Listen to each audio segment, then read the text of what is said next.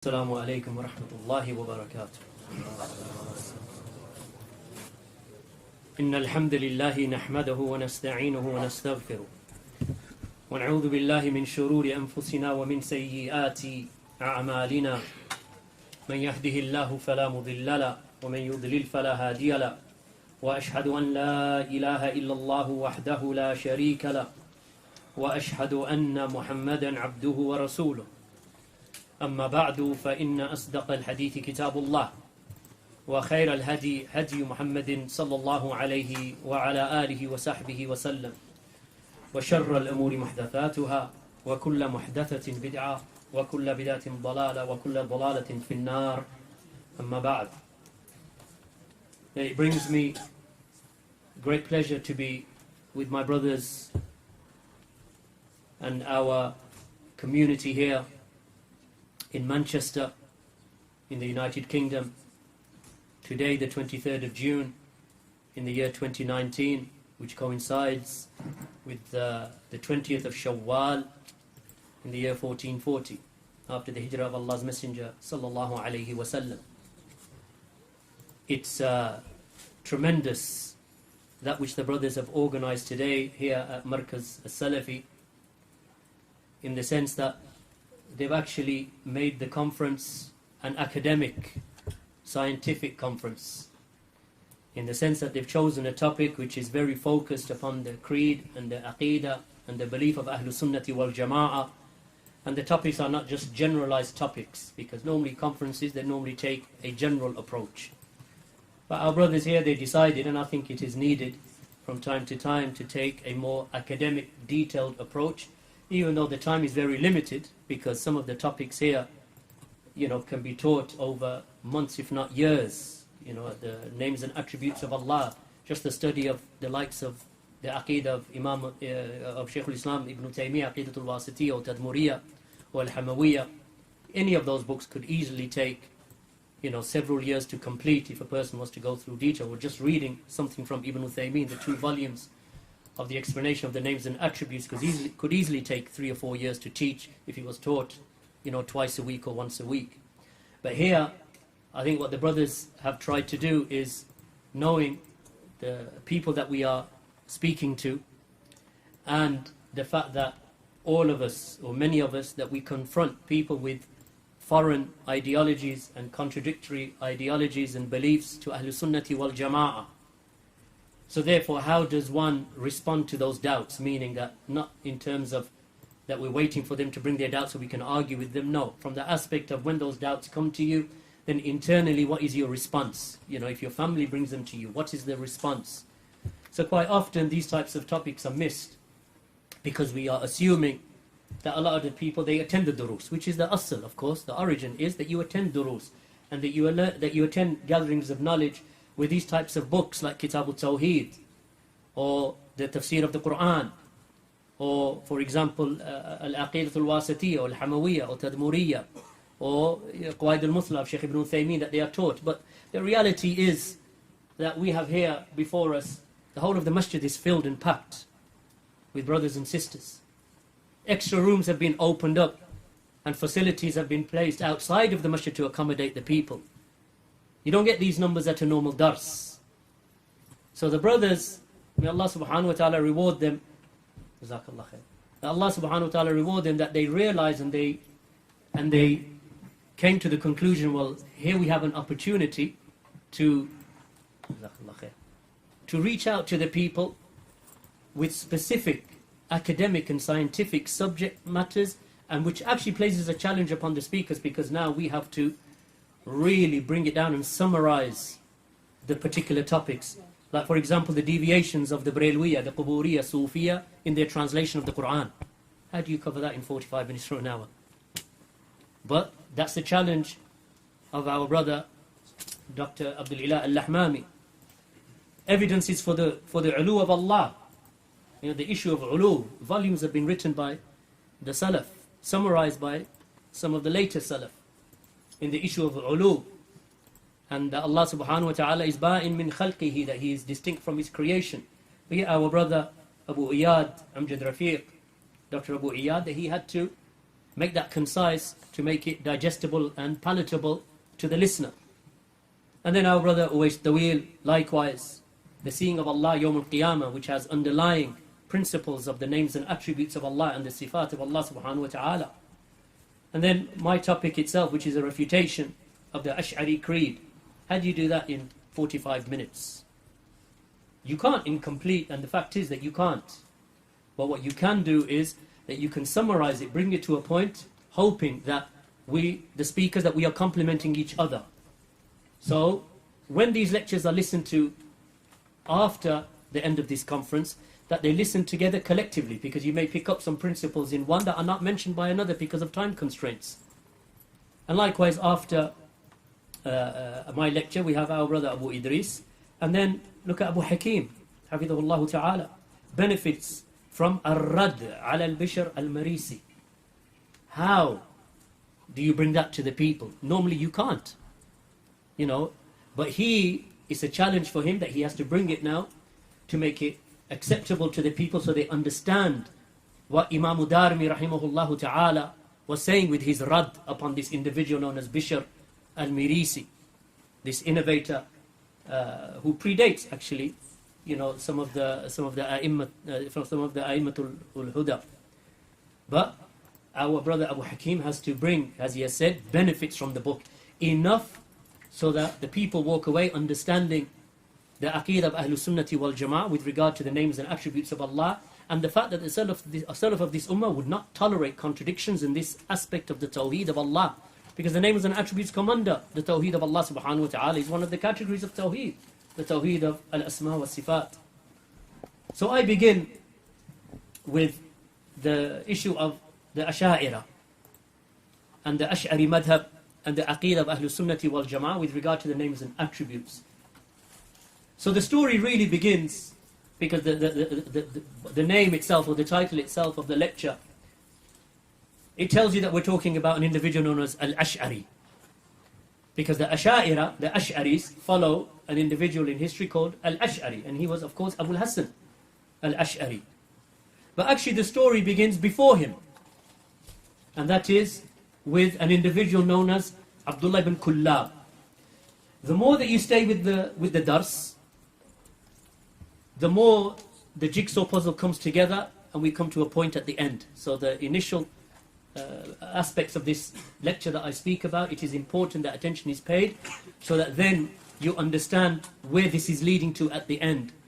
And why Ahlul Sunnati wal Jama'ah, the Salaf of this ummah, and the great scholars in every age and every generation gave so much importance to the issue of the names and attributes, because it is a category from the categories of Tawheed, and denial of the names and attributes of Allah in totality render a person to be outside the fold of Islam, because it is to describe Allah with nothingness. To say Allah has no names, no attributes, then that is to describe Allah with nothingness, as we shall make clear. So let us begin with an individual whose name was Abdullah ibn Kullab. He died in the year 240 after the Hijrah. Imam Ahmed died when? 241. He's from that era.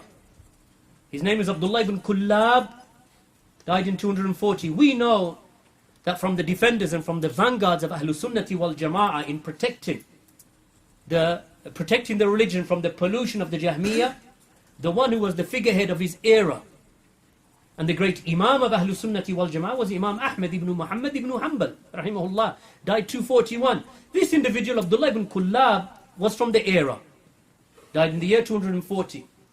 It is him, this individual is where the Ash'aris derive their madhab. Even though they call themselves Ash'aris, ascribing themselves to a person who came actually a century later, who is Abul Hassan al-Ash'ari, but in actuality, this is where the ideology of the Ash'aris came. Then you say, well, Ash'aris, how does that affect us today? The majority of the Muslims today who ascribe themselves to Islam, and they are Muslimun, that the majority of them are upon the aqeedah of Abul Hassan al-Ash'ari.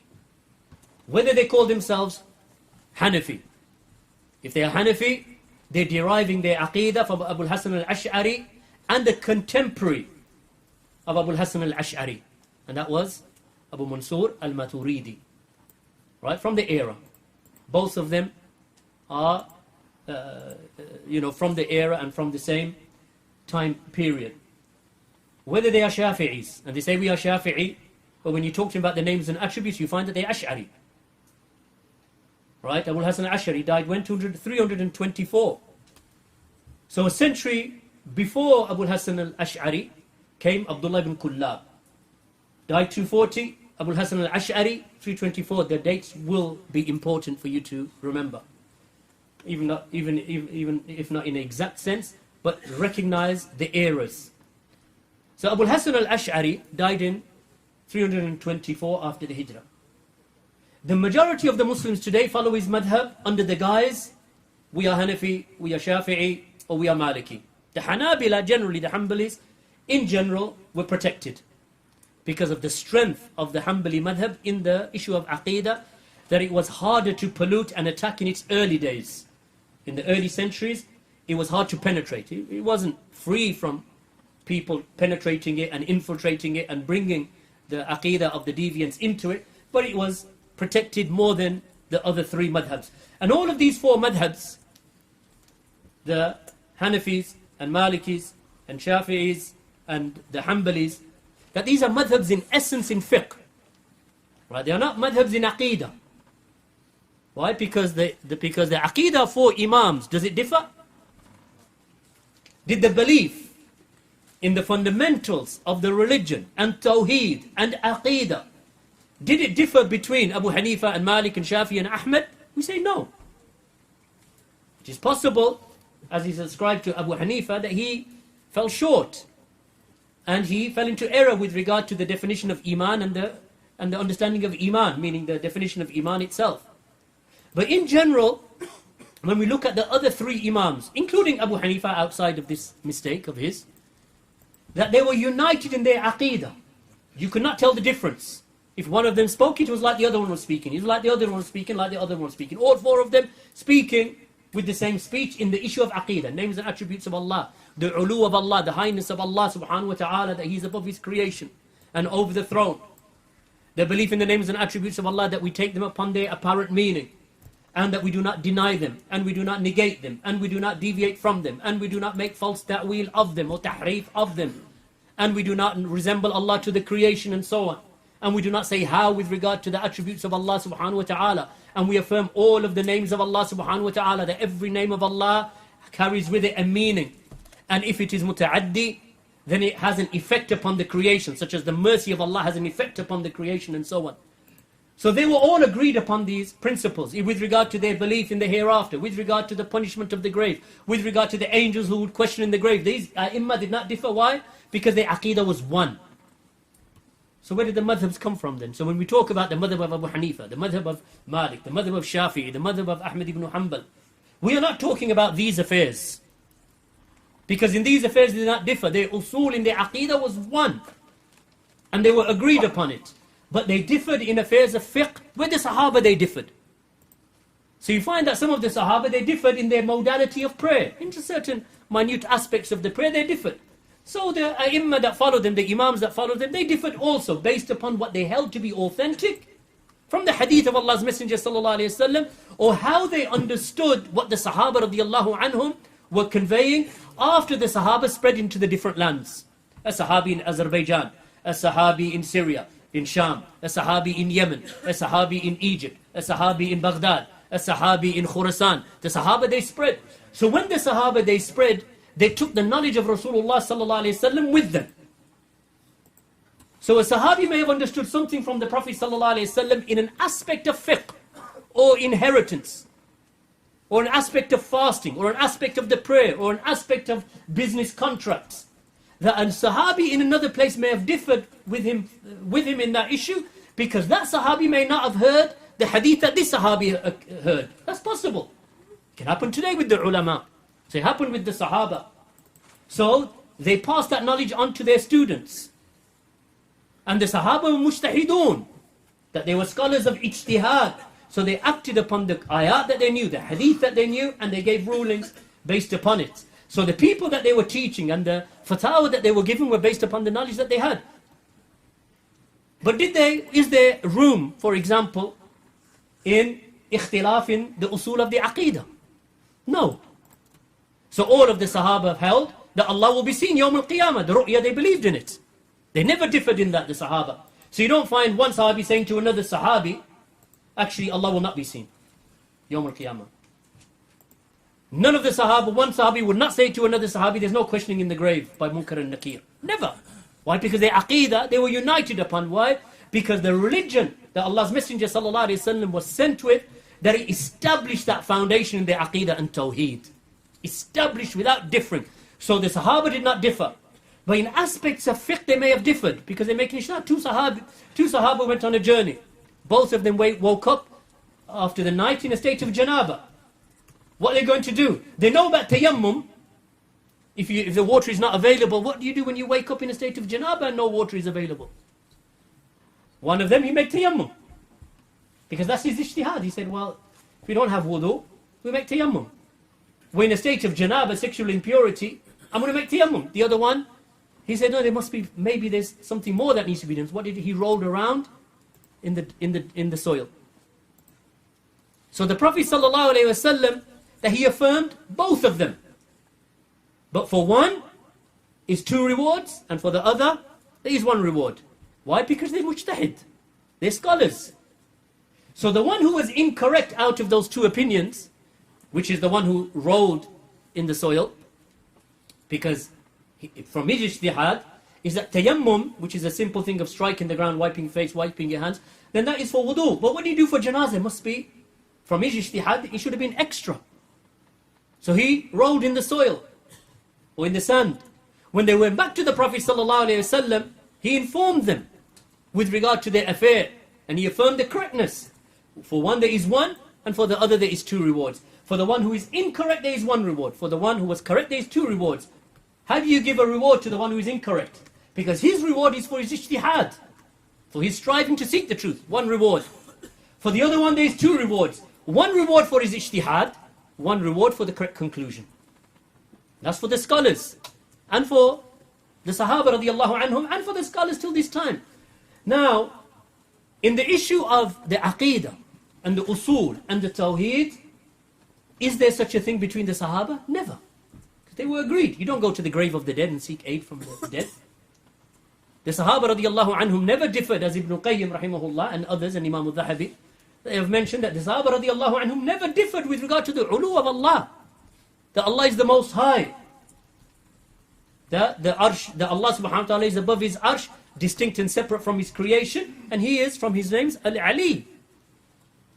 So when we talk about the madhabs, what we're talking about in the early days, when the madhabs were present in the time when they appeared, or the imams they appeared rather, like Abu Hanifa and Malik and Shafi and Ahmed ibn Hanbal, rahimahumullahu ta'ala jami'an, that when they appeared, they're differing. When we say the madhab of Ahmed in that time, we're not talking about him differing in Aqeedah with Shafi'i, or with Malik, or with Abu Hanifa. We're not talking about differing in Aqeedah. Their differing was like the differing of the Sahaba radiallahu anhum, based upon the evidence that they had from the Kitab and the Sunnah. In the affairs of the Furu' and the Umur Ijtihadiyya, those affairs that had some room for maneuver in affairs of fiqh and the branches of the religion, and they differed.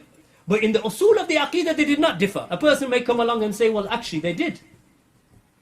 Because the Sahaba, they differed what was created first. And the early Salaf, they differed as to what was created first. Was it the pen or the arsh? They say, look, that's the difference in usul. Is there a difference in usul? No. The difference in usul would be, we don't believe that Allah created the arsh. Or the arsh is metaphoric, it is not a real entity. Or the qalam is something symbolic of Allah's will. Then that is a problem. But as for the Salaf differing as to what came first and what came second, it's not differing in the usul. Why? Because all of the Salaf of this ummah, the Sahaba and those who came after them, Tabi'een, Atba'u Tabi'een, the A'immatul Huda, they all agreed that the arsh is a creation and the pen is a creation. They all agreed that Allah subhanahu wa ta'ala is above the arsh. And the arsh is a real created entity by Allah subhanahu wa ta'ala, and its meaning is the throne. And Allah is above it.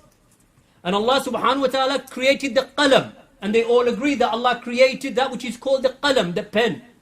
And then Allah said to the pen, uktub, write. And the pen said, what shall I write? And Allah said, write all of the pre-decree till Yawm al-Qiyamah. So the pen, it wrote it. Sahaba differ? No. Salaf differ? No. Did the four Imams differ? No. So what did they differ upon? They differed upon the wording of the hadith as to which of the two was created first. Because the Prophet ﷺ said that 50,000 years before the creation of the heavens and the earth, Allah created the pen. And then Allah said to the pen, write. And the pen said, what shall I write? And Allah said, write everything that will occur from now till Yawm al-Qiyamah.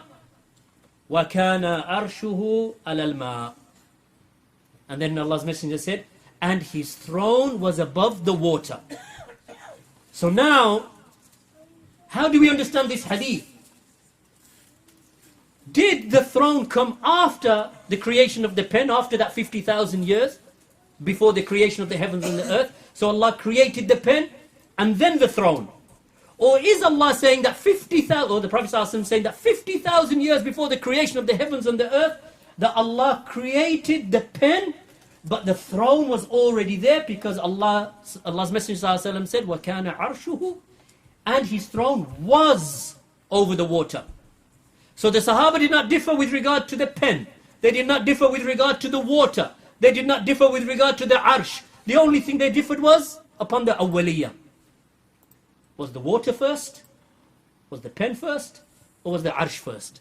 This is not an issue of the usul of the aqeedah of Ahlul Sunnah. Because the usul of the aqeedah of Ahlul Sunnah is that all of these three were real, and they were all created, and they were all present. Which one came first? Then the reality is that Allah knows best. But the scholars, they spoke about what came first, because they will speak. They say, no, the hadith states that the pen came first. This is the position of Shaykh al-Albani and those that he took from the Salaf. A group of them said, no, the arsh came first. Position of Ibn Uthaymeen and the scholars that came before him. But both of them agreed the arsh was a creation and Allah is above it. Ar-Rahmanu ala al-arsh istawa. The most merciful has ascended over his arsh. So they affirm the arsh. The only thing that they differ upon is which one came first. That's not in the usul. That's the issue of the furu' from the usul.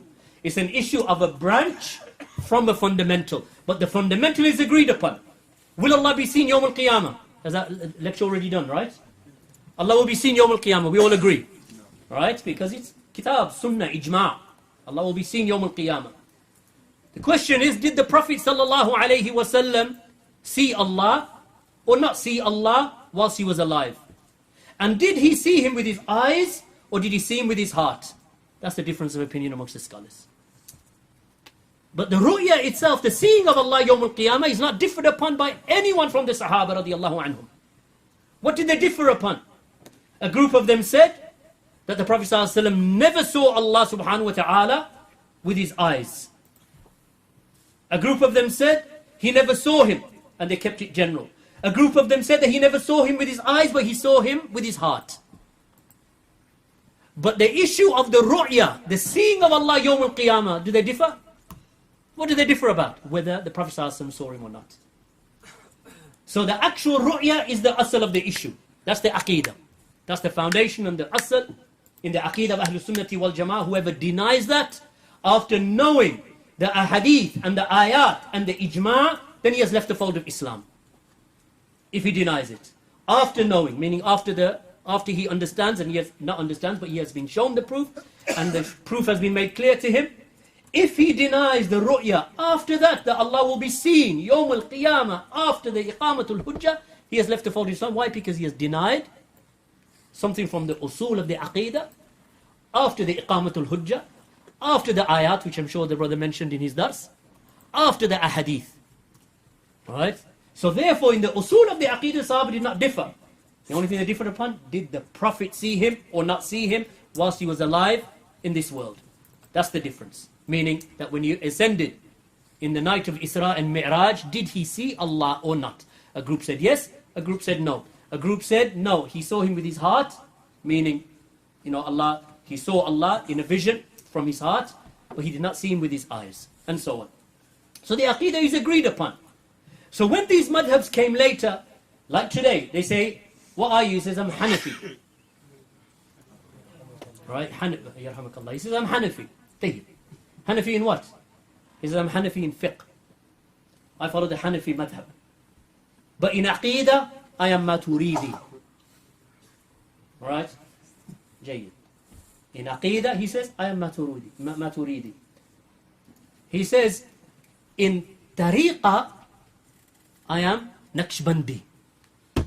So far we got 3. Alright? In my political outlook, I am Ikhwani. So now, all of a sudden, where's the Hanafi underneath all of that? Underneath all of that mess? Where's the Hanafi in you? Why can't you be Hanafi in Aqidah, Hanafi in Fiqh, Hanafi in Outlook, Hanafi in Tariqah, and then you will find that when you hear what Abu Hanifa said, you'd actually be Salafi, because Abu Hanifa was upon the way of the Salaf and Sahaba radiallahu anhum. Just like the Shafi'is and the Malikis. There's an innovator in the United States of America. He says, I am Maliki in madhab, meaning fiqh. Sahawardi in tariqah, Sufi, Quburi, grave worshipper. So, as it relates to my spirituality, he is Sahawardi. Right? And then he carries on, layer upon layer upon layer, adding, he says in Aqidah, I am Ash'ari. So he is Shafi'i, Sahawardi, what's the third one? Ash'ari. And fourthly, he will say that I am Tablighi, on top of all of that. Why the layers on top of the Imam's madhab? If you are following the Imam's madhab, then what the year did we say that Abu Hassan al-Ash'ari died? 324. Right? Imam Shafi'i died 204.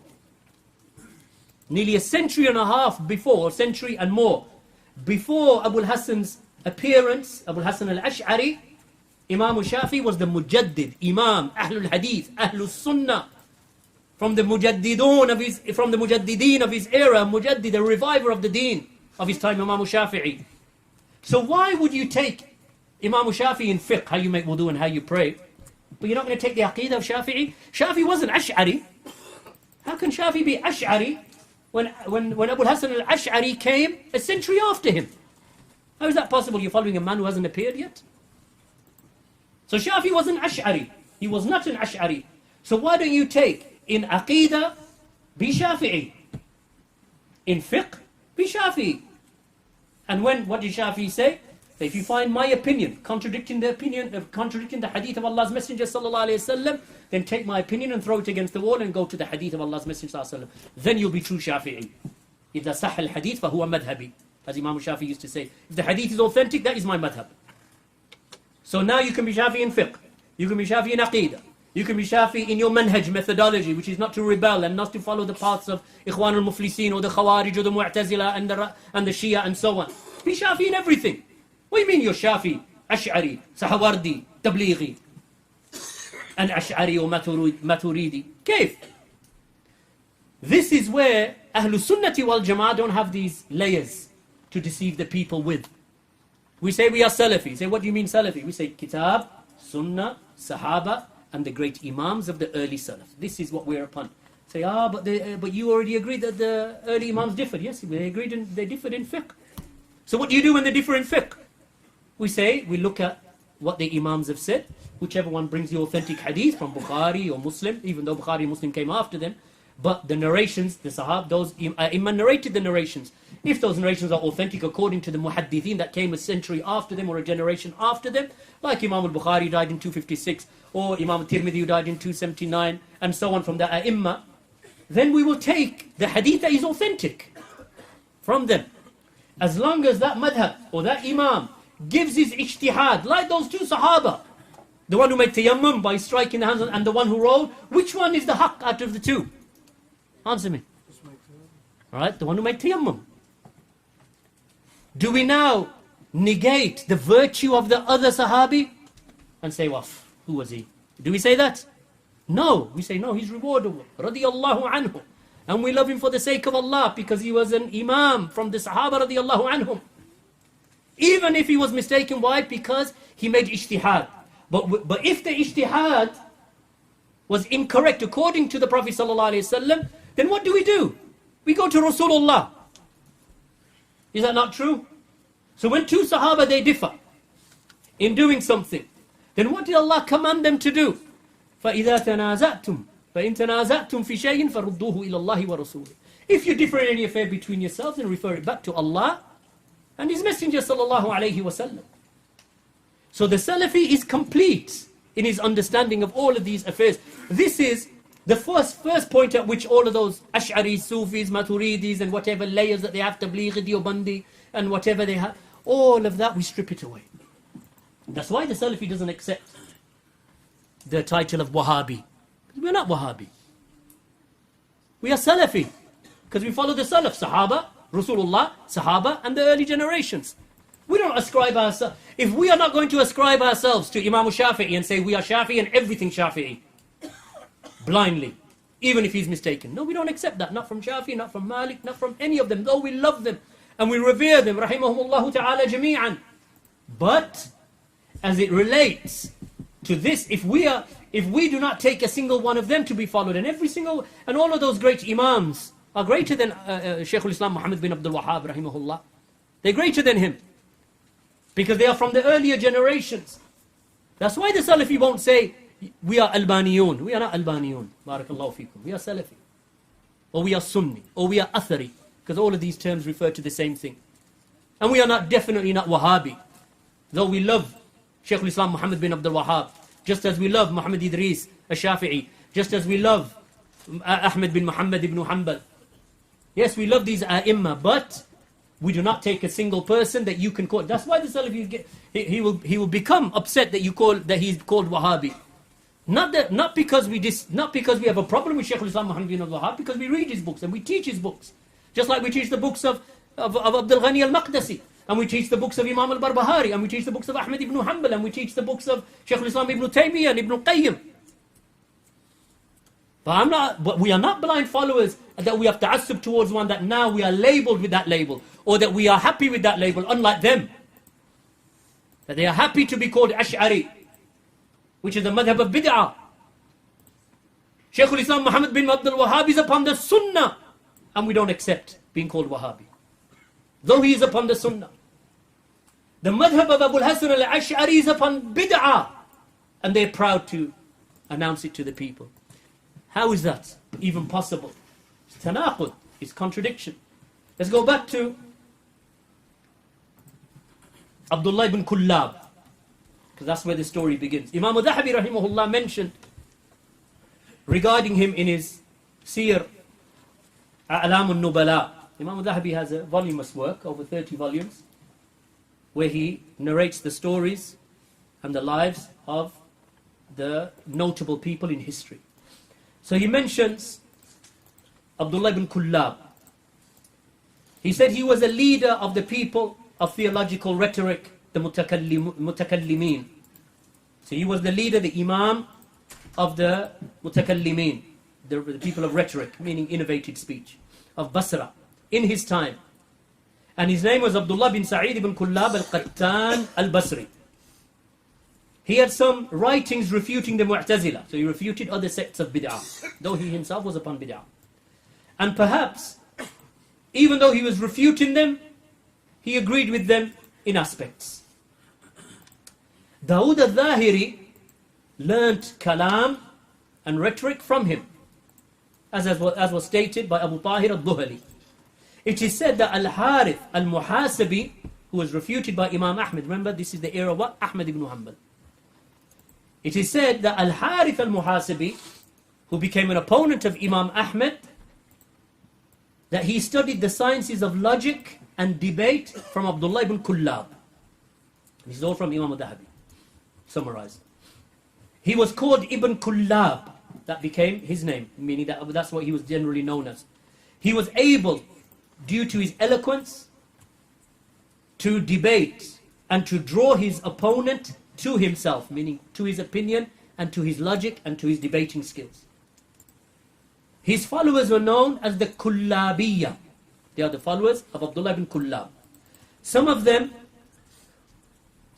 consider Abu al-Hasan al-Ash'ari to be among them. Imam al-Dhahabi. Ibn Kullab would refute the Jahmiyyah. See, what's happening here is that they're refuting each other, the various sects. So Ibn Kullab is refuting the Mu'tazila, though he has some of the ideas of the Mu'tazila. He is himself teaching logic and rhetoric in opposition to the Kitab and the Sunnah to some of his students, from them Al-Muhasibi. Abul Hasan al-Ash'ari, who died a century later, it is said that he is from them, from the Kullabiyya. Ibn Kullab would refute the Jahmiyyah. He believed, Ibn Kullab, that the Quran was a singular entity, established with the self of Allah, not tied neither to the ability of Allah, nor to the Mashi'ah of Allah, nor to the will of Allah. So he believed that this was the Quran. And then Imam al-Dhahabi said, no one ever had preceded him with this aqeedah that he brought from himself. He said this in order to resist those who said that the Quran was created. So what was his idea? I want to refute the Jahmiyyah. I want to refute the Mu'tazila. So what did he do? Instead of following the madhab of Ahlul Sunnah, he used logic and kalam to come up with this idea. He believed that the Quran was a singular entity, established with the self of Allah, kalam nafsi. And it was not tied, meaning the Quran itself is not connected to the ability nor the will of Allah. It is just a singular entity with Allah subhanahu wa ta'ala. Which is exactly what the Ash'aris say today. Where did they get it from? Abul Hasan al-Ash'ari or Ibn Kullab? Ibn Kullab. Ibn Hajar rahimahullah ta'ala, he mentioned in Lisan al-Mizan, volume 4, summarized from him, from Al-Hakim in his Tarikh, that Ibn Khuzaymah rahimahullah ta'ala, from the great A'imma of Aqidah and Sunnah and Hadith of his time, Ibn Khuzaymah rahimahullah, that Ibn Khuzaymah used to criticize the madhab of the Kullabiyya, the followers of Abdullah ibn Kullab. And he said, Ibn Khuzaymah said that Imam Ahmad ibn Hanbal was the severest of people in criticism of Abdullah ibn Kullab and his students. So who refuted him? Imam Ahmad refuted Abdullah ibn Kullab. It is said that he was called Ibn Kullab because he was able to seize the one who he was debating with. So he would look for loopholes in their argument because he's a debater. He knows how to debate. Right? He studied debate and logic and argumentation. So when he was in front of a person, he knew, even if they speak with the Quran and Sunnah, I will use my skills in debate and manipulation to turn the argument and seize the one who I'm talking to. That's why the Salaf say, don't argue with the people of Kalam. Because they've studied debate and logic and argumentation. They learnt it from the writings of the Greeks and so on, from the writings of Plato and Aristotle and so on. So they learnt how to debate and how to argue. So a person is coming to you with a hadith, and the person is a sincere person. This is a hadith and this is the ayah. So what he wants to do, he wants to now break down the ayah and start manipulating its meaning and its wording from language, from logic, from intellect, from cosmology, from looking at the universe. And before the man, he said, I only quoted you a hadith. Where are you going with this? All right. This is how they used to do. This is what they used to do. So Imam Ahmad refuted him. As Ibn Khuzaymah said, he was refuted. Ibn Kullab was refuted by Imam Ahmad ibn Hanbal. And Imam Ahmad ibn Hanbal refutes you. What does that make you? In Aqidah. That makes you a person of deviation. Why? Because that was the era of the rise of the Mu'tazila, under which scholars were killed and tortured and beaten and imprisoned. In the issue of what? In the issues of Asma wa Sifat, in the Tawheed of Allah's names and attributes. So when Imam Ahmad came and Ibn Kullab was calling to what he was calling to, Imam Ahmad refuted him, and he refuted Al-Muhasibi, and he refuted anyone who was upon the Aqeedah of Ibn Kullab. As for the claim, and then he mentions, to skip because of the timing, in the biography of Shaykh al-Islam, Muhammad bin Ishaq as-Siraj, he was the muhaddith or the scholar of hadith of Khurasan of his time, and he died in 313 after the Hijrah. We're still talking early times. Imam al-Dhahabi said that Abu Sa'id ibn Abi Bakr said that when the affair of the Kullabiyya struck the city of Naysabur, right, which is east of Iraq, when the idea and the ideology of Ibn Kullab in opposing the Aqidah, look what he said about the Quran. He brought an idea about the Quran and a belief about the Quran that no one had ever said before him. But now, this methodology and this ideology that he's spreading of tahrif and distortion and changing that which the Quran and that which the Sunnah speaks with regard to the Aqidah, differing from the likes of Imam Malik, differing from the likes of Ahmad ibn Hanbal, differing from the likes of the Sahaba and the Tabi'een, Sa'id ibn Musayyib and Ibn Awn and Ayyub al-Sakhtiyani. Now he's come with something new. That's just one example with what he said about the Quran, that it is a singular entity and Allah does not speak with will. Rather it was a single entity with Allah, established with Allah subhanahu wa ta'ala, in the self of Allah subhanahu wa ta'ala. So this now becomes widespread. By 1313, Ibn Kullab dead. Died in when? 240. Imam Ahmad has passed away, rahimahullah ta'ala. So now the ideas of Ibn Kullab are being carried by his students and by a group of individuals who followed this, the mutakallimin and the, what they understood from Ibn Kullab of kalam and rhetoric and so on. So these a'imma now have to deal with these mubtadi'ah, with these ahlul bidah, that they've come with this new aqidah that Imam Ahmad didn't know of. And he, in fact, that which he knew of it, he refuted it. So in Naysabur, when the fitna of Kullabiyah it struck, Muhammad bin Ishaq al-Siraj, this Shaykh al-Islam, this Imam who died in 313, he said that I will not narrate to the children of the Kullabiyah. I will not narrate to them, I will not teach them. Why? Because if I teach them and they learn something of the Sharia, their parents will take them away and build them upon the ideas of Kullabiyah, upon the ideas of Ibn Kullab. So they'll have knowledge of the Sharia, they'll have the thinking in Aqidah of the Kullabiyah, and they will use it as a weapon against Ahlul Sunnah. So he said, I'm not going to teach them. Up until he made them stand and he would test them first. He would make imtihan of them. So he said, meaning Abu Sa'id ibn Abi Bakr, Abu Sa'id ibn Abi Bakr, he said, so I was a young boy at the time. So he said to me, and he made me stand up. Shaykh al-Islam, Muhammad bin Ishaq al-Siraj, he made me stand up.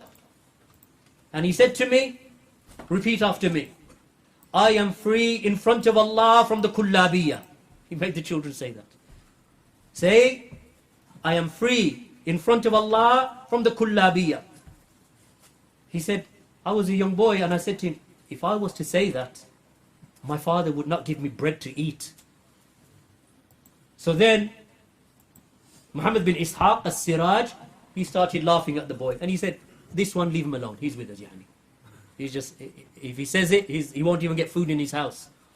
But the point is that the A'imma of the Salaf, that they understood where this methodology and where this Aqidah is leading. So Ibn Kullab, Abdullah ibn Kullab, was not upon the Aqidah of Imam Ahmad ibn Hanbal. Who was the measure of the time? Imam Ahmad. Imam Ahmad was the one who faced the mehna of the Quran being created. He was the one who was beaten and imprisoned for 18 months. And he was tortured. And they wanted to kill him. Imam Ahmad, over and over again, he suffered, but he remained steadfast. So Ibn Kullab was not upon the Aqidah of Imam Ahmad. And the proof that Ahmad ibn Hanbal refuted him, rahimahullah. He was not upon the madhab of the Salaf. Ibrahim bin Ahmad Ibn Shaqala al-Hanbali, who died in 369. Now we're moving 120 years after the death, or thereabouts, after the death of Ibn Kullab. That he was talking to a person who was upon the Aqidah of Ibn Kullab. And his name was Abu Sulaiman al-Damishqi. So Ibn Shaqala said to him, he narrated to him the hadith of Sulaiman, the hadith of Abu Sulaiman, narrated to Abu Sulaiman, this follower of Ibn Kullab. He narrated to him the hadith of Anas ibn Malik, the companion, radiyallahu anhu, wherein the Prophet ﷺ said that indeed, between the two fingers of Allah, the hearts are between the two fingers of Allah, and He turns them as He wills. That the hearts are between the two fingers of Allah. So Abu Sulaiman, who was upon the Aqidah of Ibn Kullab, now this is when? Over a century after Ibn Kullab, showing that the ideology has spread. So Abu Sulaiman said to him, but those two fingers of Allah are His two bounties. So Ibn Shaqala said to him, does the narration mention that the two fingers are the two bounties of Allah? He said this to rebuke him. Like, why have you added a wording to the hadith that isn't there? The hearts are between the two fingers of Allah. You've just said those two fingers are the two bounties of Allah. Where did you get the two bounties from? The hadith doesn't say that. He said, no, it doesn't say that. So he continued. The two hands. So he corrected him and then he rebuked him. He said the two hands are attributes of Allah's self, of Allah's dhat. And no one proceeded in what you have just said except Abdullah ibn Kullab al-Qattan. He is the one whose madhab that you have embraced. How dare you add two bounties, that the two hands of Allah are the two bounties of Allah. You've taken this from Ibn Kullab, and no consideration is given to the interpretation. You have mentioned that the hearts of the servants are between the two bounties of Allah, from the bounties of Allah. How dare, or between the two fingers rather. That how dare you change that the hearts of mankind are between the two fingers of Allah. How dare you change that to mean that the hearts of mankind are between the two bounties of Allah. Allah's hadith, the hadith of the Prophet ﷺ mentions the fingers of Allah. You have mentioned the bounties of Allah. Where do you get the bounties of Allah from? You are following the madhab of Ibn Kullab. So he refuted him. So then he continued, your madhab is that the speech of Allah contains no command or prohibition, no ambiguous verses, no abrogating verses, no abrogated verses. Because you believe that the speech of Allah cannot be heard. Because according to you, meaning Ibn Kullab, who you have taken from, because according to you, Allah does not speak with a voice. And that Musa did not hear the speech of Allah with his own hearing. And you believe that Allah created within Musa an understanding with which he understood. That this is what your madhab is of Ibn Kullab. Why? Because in each one of these points, he's refuting them. He's refuting them. So he said, in your idea, why? Because the Quran to them is one entity. And it is qa'im. It is established with Allah subhanahu wa ta'ala. So Allah does not speak with a will. Allah does not, the Quran rather, that Allah subhanahu wa ta'ala, that the Quran is not in accordance to the ability of Allah or the will of Allah. It is just one entity. Allah does not speak with a voice or with words or with letters. This is the belief of those kullabiyah. So he said, if you are on this belief, then you have to say that no verse abrogated another verse. Because how does abrogation take place? Allah reveals a verse, and then a situation comes, and Allah repeals that verse and replaces it with another verse. That's abrogation. How does that happen except by the will of Allah? Right? Just like the manner in which alcohol was eventually, it was allowed, and it was frowned upon. And Allah subhanahu wa ta'ala commanded them not to approach the prayer whilst in a state of drunkenness. And then Allah subhanahu wa ta'ala prohibited it in layers, and in stages. According to you, if you say that the Quran is a singular entity, then you hold that there's no abrogation. You also therefore must believe that the speech of Allah cannot be heard. Why? Because Allah does not speak according to them. So when Allah mentioned the Quran, that Allah spoke to Musa directly, you don't hold that Allah spoke to Musa directly. And you hold that Musa did not hear the speech of Allah, even though Allah mentioned the Quran, that Allah spoke to Musa directly.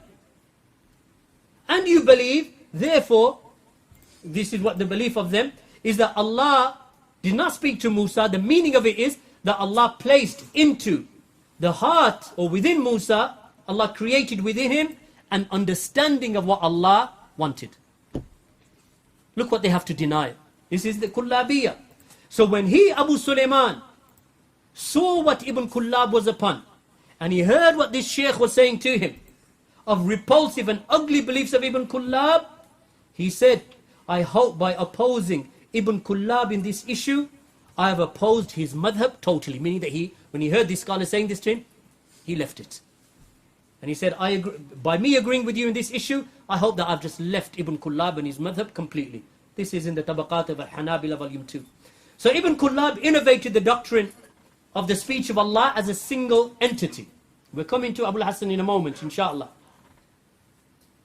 So Ibn Kullab invented the doctrine and the aqidah of the speech of Allah as a single entity, a single meaning, established and present with the dhat of Allah, without voice.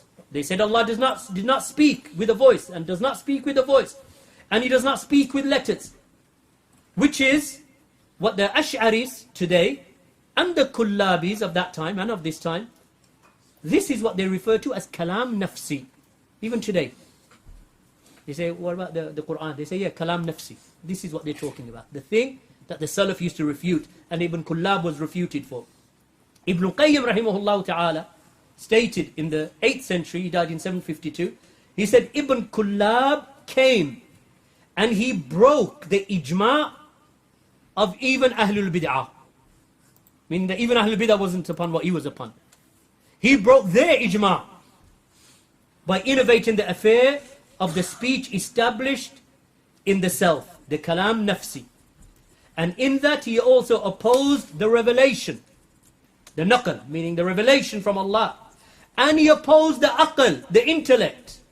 And he opposed the fitra, the innate nature. And he opposed the urf of the Arabic language, the norms of the Arabic language. He came with something that was not known from anyone before him. And with this, he resembled the Christians in the affair of the Trinity. With these kind of like vague, there's nothing defined in his aqidah. Kalam nafsi. What do you mean kalam nafsi? Speak with the speech of the Quran and the Sunnah and the Sahaba and the early Salaf. This was Ibn Kullab. So Ibn Taymiyyah said, rahimahullah ta'ala, he said, Al-Harith al-Muhasibi, that he ascribed himself to the saying of Ibn Kullab for this reason. And for this reason rather, so Al-Muhasibi came along, and Muhasibi was in the same era as Ibn Kullab. Imam Ahmad now is waging a war against them. When they start talking about kalam nafsi, and that the speech of Allah is a singular entity, and Allah does not speak with words, or with letters, or with a voice that was heard by the likes of Musa alayhi salam, or by Rasulullah sallallahu alayhi wasallam on the night of Mi'raj. So Al-Harith al-Muhasibi ascribed himself to the saying of Ibn Kullab, and for this reason, Imam Ahmad ibn Hanbal ordered that Al-Muhasibi be boycotted, and Ahmad would warn against Ibn Kullab and his followers. So now, this is the foundation of the Ash'ari madhab. But they don't call themselves Kullabiyah today. What do they call themselves? We're Ash'ari.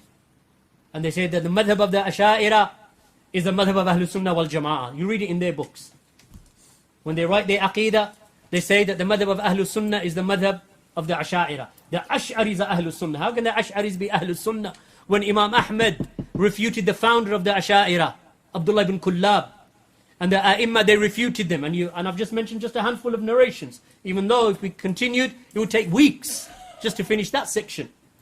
Let us now talk about the rise of Abul Hasan al-Ash'ari himself, because this is the Ash'ari madhab. His early i'tizal and then his repentance from his false belief at the end of his life, because he went through stages in his life. The Ash'ari madhab follows the doctrine of kalam, the same theological rhetoric, putting the Quran and the Sunnah to their own intellect and their own ideas and their own philosophies, and then coming up with their own aqidah, in opposition to the Sahaba radiallahu anhum. So it appeared after the first 3 generations, the Ash'ari madhab. That's the first thing that you must understand. They know that, and we know that. The Ash'ari madhab, by default and by necessity, appeared after the first 3 generations. Anyone know why? It's obvious. Because Abul Hasan Ash'ari died 329. So even if we assume that you are Ash'ari, because they say proudly, we are Ash'ari. So if you are Ash'ari, then when did Abul Hasan al-Ash'ari die? 324. If he died in 324, then the madhab that you are following, and you say that it is his madhab that we are following, we are Ash'ari in terms of our aqidah, then you are following a man who came 3 centuries after Rasulullah. Right? So it is it is 3 centuries later. They ascribe themselves to Abul Hasan al-Ash'ari, and they regard him as their founder of their madhab. Al-Ash'ari was a staunch Mu'tazili, staunch Mu'tazili in his early years, until he reached the age of 40. 40 years of his life. He was a Mu'tazili with the Mubtadi'ah, a Mubtadi', an innovator, refuted by ijma', by Ahlul Hadith and Ahlul Sunnati wal Jama'ah. The Mu'tazila were finished in the eyes of Ahlul Sunnah, without exception. Finished. What was he for 40 years? Mu'tazili. That's 40 years of his life. Then around the year 300, he's 40 years old, then he switched to the madhab of the Kullabiyah. So he switched from an extreme ideology of the Mu'tazila, which is denial of the attributes of Allah subhanahu wa ta'ala, denial that the names of Allah subhanahu wa ta'ala have a meaning, let alone that they have an effect upon the creation. They're in denial of that. Right? So they deny all of the attributes of Allah. And they deny the meanings of the names of Allah subhanahu wa ta'ala. This is the Mu'tazila. So now, he leaves that madhab, and then he comes, what he sees to be more correct, which is what? Ibn Kullab. So he said, okay, Ibn Kullab refuted the Mu'tazila, and he came with his own ideas. I like those ideas, so he took them. So then he became Kullabi at what age? 40. So then he switched to the ideology of the Kullabiyah, which was, as we have mentioned above, founded by Abdullah ibn Kullab, less than a century before Abul Hasan changed. Right? What year did he die? 240. In 300, 60 years later, at the age of 40, he becomes, because he wasn't even alive when Ibn Kullab died. So 60 years later, after the death, 60 years after the death of Ibn Kullab, Abul Hasan al-Ash'ari is 40 years old. At the age of 40, he leaves the Mu'tazila, and he becomes a follower of the ideology of Ibn Kullab. And we already know what Imam Ahmad felt about both the Mu'tazila and Ibn Kullab. And what Imam al-Bukhari felt about, or what he said about the Mu'tazila, and what he said about the ideology of the Kullabiyah in their various writings and works, like the Aqidah of Imam al-Bukhari, and the Aqidah of Sufyan al-Thawri. Even though Sufyan al-Thawri came before Ibn Kullab, but he refuted the Mu'tazila. And they refuted the Jahmiyyah, because the Jahmiyyah came about, Jahm bin Safwan was executed in 128. His teacher, Jad ibn Dirham, was executed in 124 because of their bid'ah. Because it became so prevalent and so dangerous that the rulers, they gave the ruling, these two have to be killed. So they executed Jad ibn Dirham, 124, and they executed Jahm bin Safwan in 128. They were executed, both of them. But the remnants of their belief, it remained. And then, as with normal bid'ah, all types of bid'ah. And you see today, someone comes with a bid'ah, 3 weeks later, it's morphed into something else. Right? So they bring a bid'ah, maybe in hijab, or maybe in some ideology, and before you know it, it's kind of like morphed into something else. This is Ahlul Bid'ah, because Ahlul Bid'ah, they have no... Ahlul Sunnah, we have usul. Quran, Sunnah, Sahaba. So there's always something that we can fall back upon and say, no, it's there and it's not going any further. Ahlul Bid'ah already have it in their head that you can change and flux and change and morph and metamorphosize it to anything that you want. So what stops them? There's no limit to Bid'ah. We want to celebrate the birthday of the Prophet ﷺ. Why? Because it feels good. Okay? Actually, we'll do a disco to go along with it. Why not? Because if you're going to do one, why not move to the other? What stops you? If there's no limit and there's no fallback, then what prevents you? We're going to have a big birthday cake. And you've seen what they do with birthday cakes, right? If you haven't. It's crazy, they'll bring like a big wedding cake that the kuffar have on their weddings. And they'll say, well, they have big cakes on their weddings and birthdays. We love him even more. Our cake's going to be even bigger. And we'll put gulab jamuns on the top of it. With candles. And they do. With candles coming out. And they light up the candles. One for each century since he passed away. Or one for every generation. And they'll stand there blowing it out. Why? Because there's no fallback, right? If you have nothing that stops you, then you're going to just carry on. So, this is what happened with them. Once they start, the Jahmiyyah, the Mu'tazila, then they metamorphosize, and they change, and they adapt. And then they refute each other. Well, you shouldn't have gone that far. Why not? You went that far. Why can't I go any further? No, you went too far. Okay, I'll stay back. Because there's no fallback, right? It's all about logic and argumentation, debating who can get the greatest number of followers. Whereas the Salafi says, and the scholar and the person of Hadith, Ahlul Hadith, he says, no, I just stop at the Hadith, akhi. And they think you're boring. Right? They think, well, why just stop at Hadith? Why not Why can't we go any further? This is bid'ah, either bid'ah asliyah or bid'ah idafiyah. Either they will take something from the revelation and distort it and add to it and make bid'ah out of it, or they'll just invent from nothing, like the birthday of the Prophet ﷺ, invented from nothing. Just plucked it out the air. Well, they have Christmas, let's do Eid Milad. It's just plucked out the air. Right? Other types of bid'ah have a foundation, meaning that they're trying to use something in the Sharia as a basis to do their bid'ah. So, this is what they did. Ibn Taymiyyah said, rahimahullah. No, we have time. Okay. Ibn Taymiyyah said, the saying that the Quran, this is the words of Ibn Taymiyyah refuting the Kullabiyah. The saying that the Quran is from eternity, not with a voice, not with letters, and it is not except a single entity or meaning present with the self of Allah, then it is correct to state that this saying of this is the saying of the Ash'ariyah, because they admit to it even now. Right? It is a single entity. Allah does not have a voice, and Allah does not speak with a voice. Allah does not speak with letters. It is not except a single entity with the self of Allah. Then it is correct to say that this is the saying of the Ash'aris, the Ash'ariyah. But the first to utter this in Islam was Abdullah ibn Kullab. Ash'aris took it from, Abu al-Hasan Ash'ari took it from him. Then Shaykh al-Islam ibn Taymiyyah said, and the Salaf and the Imams, the Salaf and the great scholars, they would affirm for Allah what is established with the self of Allah, with the Dhat of Allah, of His attributes. And they affirm the actions of Allah that are connected to the will of Allah and His power. So they would establish for Allah, Allah's attributes that is connected to that are affirmed with Allah and established with the Dhat of Allah. Like Allah's hearing, Allah seeing, Dhat of Allah. Then there are those attributes of Allah that are connected to the will of Allah, to the Mashi'ah of Allah, like the ascending of Allah. Right? Allah's istiwa.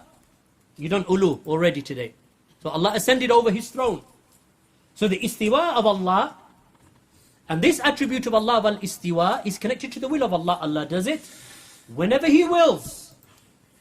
Whenever He wills, as He wills. The how we don't know, because He never told us how He ascended over the throne, as Imam Malik, when he was asked by that innovator. He said, Ar-Rahmanu ala al-Arshi istawa. Kayfa istawa?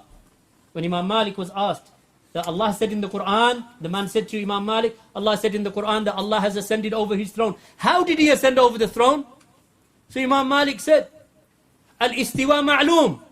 The istiwa, it is the ascending of Allah over the throne, it is known. Wal-kayf majhul. How He ascended, it is not known.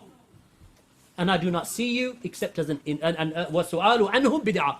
And to question the istiwa of Allah, the ascendant of Allah over His throne, then this question is a question that is innovated. We just affirm what Allah has said. We don't say how. Your question is a question that is a bid'ah. I do not see you except as an innovator, or in a narration as an evil person. Get out of my circle. Removed him. Because he knew that this man had come, maybe not for Imam Malik, but for the rest of the people to be deceived by him. So he removed him.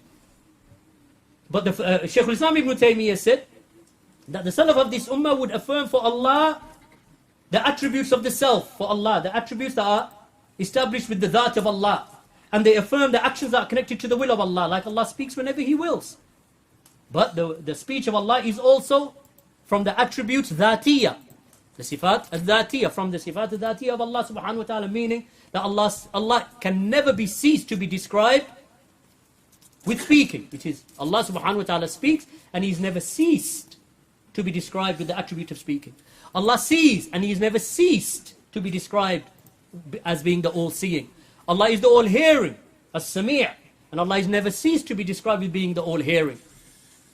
But as for al-istiwa, the ascension of Allah, and the nuzul of Allah, the descending of Allah, and the maji' of Allah, the coming of Allah, Yawm al-Qiyamah, then these are all connected to the will of Allah.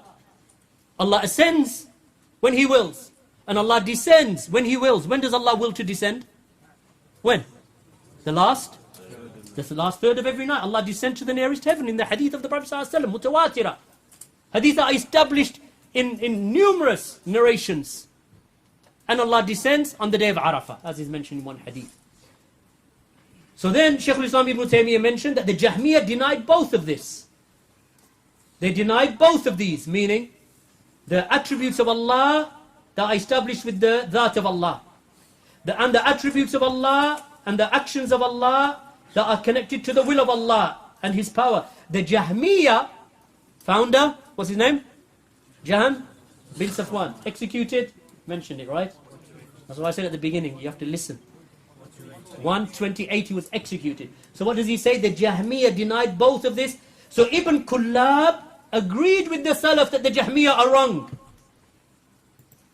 So Ibn Kullab, he agreed with the Salaf in the establishment of the eternal attributes of the self. So he agreed that the Jahmiyyah were wrong, and he affirmed the eternal attributes of Allah.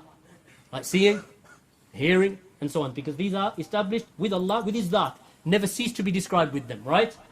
But he rejected the fact that they are attributes established with Allah that are connected to His will and power.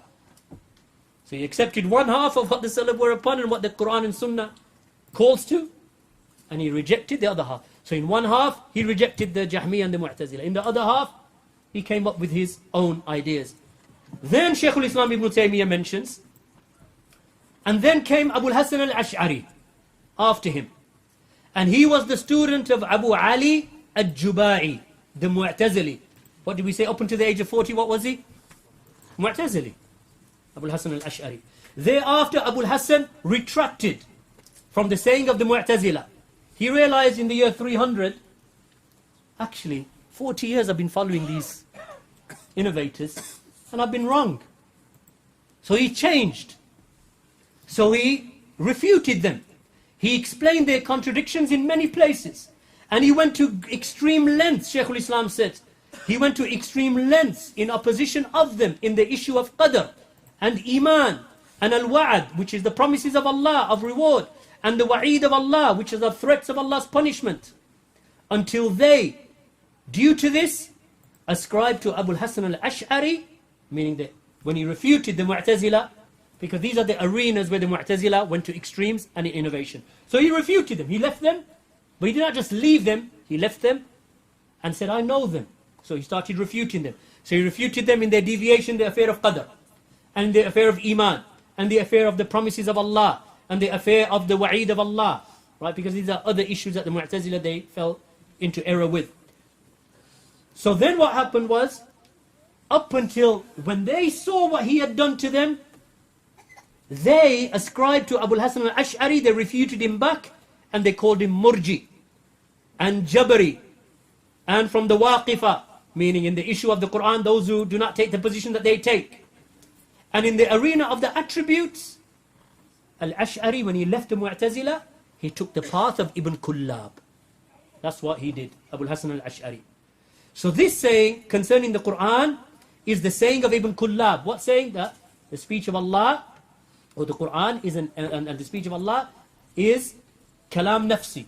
It is an entity established with the self of Allah, not connected to the will of Allah. Allah does not speak when He wills, because there's no attribute of Allah, the action of Allah that is connected to the will of Allah.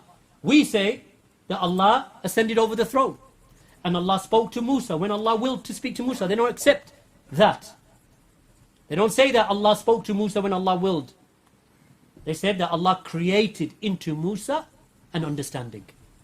So they want to reject the fact that Allah spoke at a particular place and time and location with Musa. That's the belief, because that's in the Quran. Right? He spoke to Musa at a particular location, at a particular time, at a particular appointed location that Musa went to, or Musa was going through. They reject all this because they say no. What must have happened, because they rejected that side of the attributes of Allah, that Allah does what He wills whenever He wills, in those attributes of Allah that are known as the sifat fi'liya, meaning that they are attributes of Allah that Allah does whenever He wills. They said no, there's no such thing as Allah doing what He wills whenever He wills. They don't accept that, right? Whereas the Salaf, they did. The Quran speaks of that, the Hadith speak of that, the Sahaba speak of that, the Tabi'een speak of that, the Atba'u Tabi'een speak of that. The books of Aqidah of the Salaf are filled with this. They don't want to accept it, and there's a reason why. But that's a different discussion, right? So they came back and refuted Abul Hasan al-Ash'ari when he left the Mu'tazila. So then Abul Hasan al-Ash'ari thought, what next? So then he was convinced by Abdullah ibn Kullab. That's Abul Hasan al-Ash'ari. So the saying concerning the Quran, this saying concerning the Quran is the saying of Ibn Kullab in origin, that the Ash'ari speak of today, in 2019, or in 1440. The Ash'ari still speak with this today. When you say, where do you get this from? What do they say? The Imam Abul Hasan al-Ash'ari, this is the Madhab of Ahlul Sunnah. Whose is it really? Ibn Kullab. They got it from Ibn Kullab, because he was the first one to speak with it. So when Abul Hasan had nowhere else to go, when he left the Mu'tazila, he latched on to the Aqidah of who? Abdullah ibn Kullab. So this is what Shaykh al-Islam Ibn Taymiyyah said, that this is the saying in its origin of Ibn Kullab, and it is the saying of those who followed him, such as Al-Ash'ari. Al-Ash'ari was a follower of Ibn Kullab and others. Majmu' al-Fatawa, Shaykh al-Islam Ibn Taymiyyah, volume 12. So the Kullabiyya and then the Ash'ariyya, they tried to carve for themselves a niche between Ahlul Sunnah and the Mu'tazila.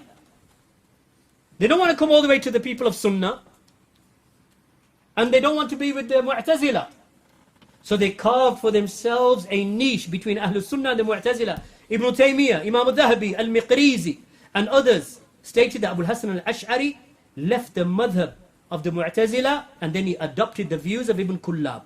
Then Shaykh al-Islam Ibn Taymiyyah stated, the closer a person is to the era of the Salaf, the more knowledgeable he is in comprehending and transmitting that which is correct. So the closer you are, the more likely you are, as long as you take from those A'imma of Hadith and Sunnah and Sahaba and Tabi'een, the closer you are to being correct.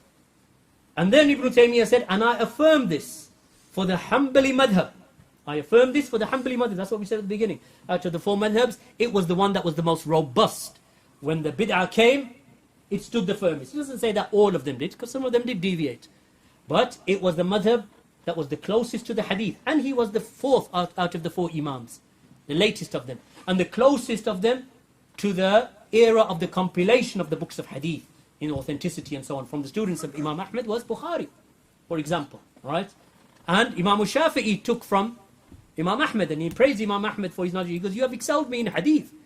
So that was the era of Imam Ahmad. So the Hanbalis and the students of Imam Ahmad and those who came later, they were more robust in meeting the challenge of Ahlul Bid'ah. Why? Because they were closer to the hadith of Allah's Messenger and its authenticity. So Shaykh al-Islam Ibn Taymiyyah said, and I affirm this for the Hanbali madhab. And I can clarify that Al-Ash'ari was from the students of the Mu'tazila.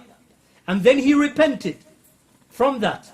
And because he was a student of Al-Juba'i the Mu'tazili. However, he left that for the path of Ibn Kullab. Then he took knowledge, because now we enter into third stage of the life of Al-Ash'ari. Why? Because he's seeking the truth. He realizes, I was wrong for 40 years. Then he comes to Ibn Kullab, and he thinks, I found the truth. Then he bumps into who? Scholars of Hadith. Scholars of Hadith. So he took knowledge in the science of Hadith from Zakaria as-Saji in Basra. Then when he arrived in Baghdad, he took knowledge from the Hanbalis in Baghdad in the subjects of religion. So now we enter the third phase of the life of who are we talking about? I just want to make sure you're still with me, right? Who? Abul Hasan al-Ash'ari. We're entering into, this is Shaykh al-Islam Ibn Taymiyyah. So after being with the Mu'tazila for 40 years, then he was with Ibn Kullab. Then he starts seeking knowledge of hadith, because where else are you going to go after the Mu'tazila? Mu'tazila don't want hadith. He's now decided, actually we need to go back to the revelation. Abul Hasan al-Ash'ari. So he's listened to Ibn Kullab, or listening to the writings and the students of Ibn Kullab, or what remains from his ideology that was widespread. And then he decides, I want to seek hadith. So he starts seeking hadith, and he ends up in Baghdad, taking knowledge from the Hanbalis, which is the most robust madhab in Aqidah. Hanbalis is the most resistant to bid'ah. Right? And then he said, Shaykh al-Islam Ibn Taymiyyah, Majmu' al-Fatawa, volume 3, and this was the final affair that he died upon. And he himself and his companions stated this in their books. Right? So that's Abul Hasan al-Ash'ari. That's who they claim that they're following.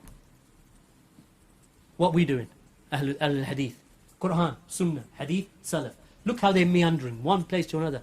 Now, they go to Imam Abul Hasan al-Ash'ari. Their Imam. They say, however, and this is what we say. However, the Ash'aris of later times, up until today, take the doctrine of Al-Ash'ari when it was upon the madhab of who? Ibn Kullab. So the Ash'aris of today are in reality Kullabiyya.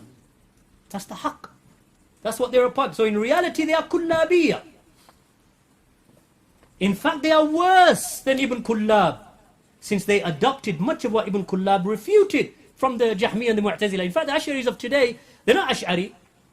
They are very much resemblant of Ibn Kullab, but actually in many areas they've gone even worse than Ibn Kullab, and they adopted the original ideas of the Mu'tazila and the Jahmiyyah. That is why we do not read, they do not read rather, meaning the Ash'aris of today, they will not read the book of Abul Hasan al-Ash'ari rahimahullah before he died, because he entered into the third stage. In his third stage, he's writing now. Who's he refuting? He's refuting them. What he was upon before, he's refuting them. Obviously, he has remnants. You don't leave 40 years and then go to Ibn Kullab and then come to the hadith. Something of that was still stuck with him. But in his thinking and in his promotion of the aqeedah, he came straight. Even though he still fell into error, because that was remnants. You know, things stick. If you've grown up upon something, it's hard to let it all go, because some of that new knowledge hasn't come to you. So they reject, they don't even, when you tell them, this hadith, why don't you follow the book of Abul Hasan al-Ash'ari after his repentance? Why don't you read those books? So Abul Hasan al-Ash'ari wrote a book entitled Al-Ibana an Asul al-Diyana. This was Abul Hasan's, not only his repentance, but his refutation upon that which he was upon before. On page 20 of this book, this is what Abul Hasan al-Ash'ari said, showing that this is a man who has made tawbah. He's realized the errors. So what did he say? Abul Hasan al-Ash'ari rahimahullah said in Al-Ibana and Usul al-Diyana, page 20. He said, our saying with which we speak and our belief upon which we practice our religion is to hold fast to the book of our Lord and to the sunnah of our Prophet sallallahu alaihi wasallam, and that which is narrated from the trustworthy ones, the Sahaba, the Tabi'een, and the Imams of Hadith. What do you see the effect of the Hanbali scholars upon him? He said, this is what we're upon. Then he makes clear, he continues, and through that we are protected, he said. So there's no kalam now. He doesn't want to know about kalam and ahlul kalam and theological rhetoric or the kullabiyya or the mu'tazila. He doesn't want to know any of that. He said, this is what we're upon. He said, and through that we are protected. Then he said, and we hold fast to whatever was stated by Abu Abdullah, Imam Ahmad ibn Muhammad ibn Hanbal. Anything clearer than that? Then he said, may Allah make his face radiant. May Allah raise his rank and reward him abundantly. And those who oppose his speech, meaning Imam Ahmad ibn Hanbal's speech, then they are to be opposed. Now he wants to fight them, because he knows what they've done to him. All of these years, they misguided him. Now he wants to deal with them. They are to be opposed. That is because Imam Ahmad was a virtuous Imam. He was a complete leader through whom Allah made the truth clear, and by whom he repelled misguidance, and he clarified the manhaj and the methodology of the truth. He clarified the truth, and he bridled, and he extinguished the innovations of the innovators, the deviations of the deviants, and the doubts of the doubters. So may Allah have mercy upon this foremost Imam, a noble and great scholar of deep understanding. Anything clearer? He's left all of that and gone full circle. Quran, Sunnah, Hadith, Sahaba, Tabi'een, Atba'u Tabi'een, Ahlul Hadith, and specifically, I stand with Imam Ahmad. Clear. What do the Ash'aris today say? We'll follow his second stage, because they reject that he ever changed. Except from I'tizal, they say he changed from the Mu'tazila to the Haqq. What's the Haqq to them? Ibn Kullab. But in reality, look what he himself is saying. So this retraction of Abul Hasan al-Ash'ari clearly shows that he left the Kullabiyya and he adopted the Aqidah and methodology of Imam Ahmad ibn Hanbal and his students. Especially since it is well known that Imam Ahmad, what kind of harsh stance that he held against Abdullah ibn Kullab and those who followed him. He knows what Imam Ahmad believes about Ibn Kullab. He's saying, You oppose Imam Ahmed, I'm not with you. And they are to be opposed if they oppose Imam Ahmed. This is what Abu al-Hasan came to. Because he knew what Imam Ahmed had said about Ibn Kullab and about the students of Ibn Kullab like Al-Muhasibi and others. And it was for this reason that he ordered the abandonment, meaning Imam Ahmed, of Al-Harith Al-Muhasibi, who was a follower of Ibn Kullab. So it is safe to assume that Abu al-Hasan al-Ash'ari had drawn close to the understanding and the creed of Imam Ahmed ibn Hanbal. This is further proven by his visit to Al-Barbahari. Who is the figurehead in the time of Abu al-Hasan al-Ash'ari? Abu al-Hasan al-Ash'ari died 324. Barbahari was in the same era, died 329. Only 5 years after him. So in the same era. So he's realized, Abu al-Hasan al-Ash'ari, rahimahullah, I'm not upon that bid'ah. I've written what I've written. Now he wants the scholars of hadith. Anyone in doubt about the aqidah of Barbahari? You've all read it, right? If you haven't, grab it and read it. Right? Regardless of what Ahlul Bidah say. Because they're scared of this book. That's why they always criticize it. Barbahari died in 329.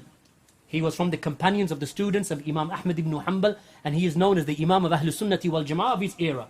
Imam Abu Muhammad al-Barbahari. Rahimahullah ta'ala. So what does Abu al-Hasan do? He's seeking out who?